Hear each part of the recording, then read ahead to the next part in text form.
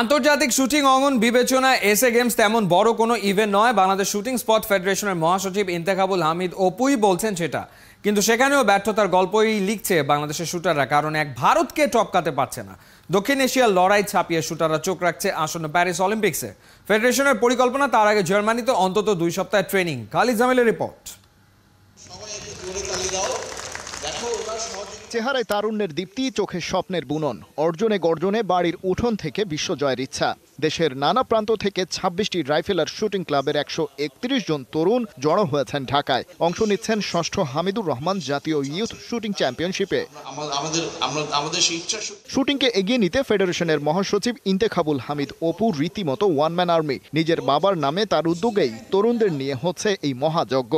এবারের উদ্বোধনে ফেডারেশন মহাসচিব ইন্তেখাবুল হামিদের বড় ভাই, বর্তমান বিদ্যুৎ, জ্বালানি ও খনিজ সম্পদ প্রতিমন্ত্রী নসরুল হামিদ এই স্পোর্টকে এগিয়ে নেয়ার পথে বাধাগুলো দূর করতে সরকারের উচ্চ পর্যায়ে থাকা প্রধান অতিথির কাছেও সহায়তা চেয়েছেন শুটিং কর্তা।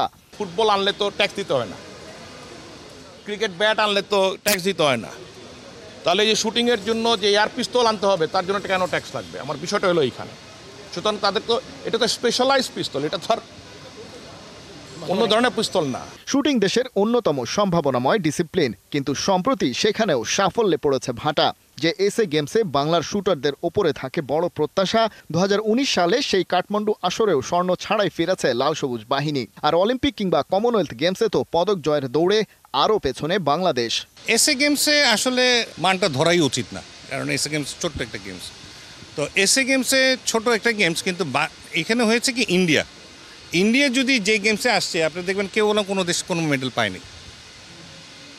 যেখানে আমরা বাংলাদেশে যাই গোল্ড পেয়েছি, যা পেয়েছি, ওখানে ইন্ডিয়া ছিল না। ইন্ডিয়া প্রতি বছর গভর্নমেন্ট নিজে 150 কোটি রুপিস দেয়, শুটিংকে বরাদ্দ দেয়। ওই জায়গায় আমাকে দেয় 15 লাখ টাকা।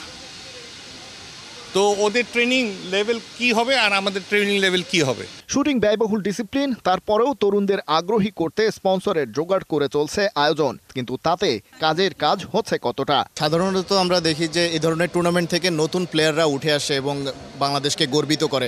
সেরকম কিন্তু যারা তারকা শুটিংয়ের, ঘুরে ফিরে বেশ মাত্র কয়েকটা নামই আমরা দেখি, এর বাইরে তো সেরকম নাম দেখি না।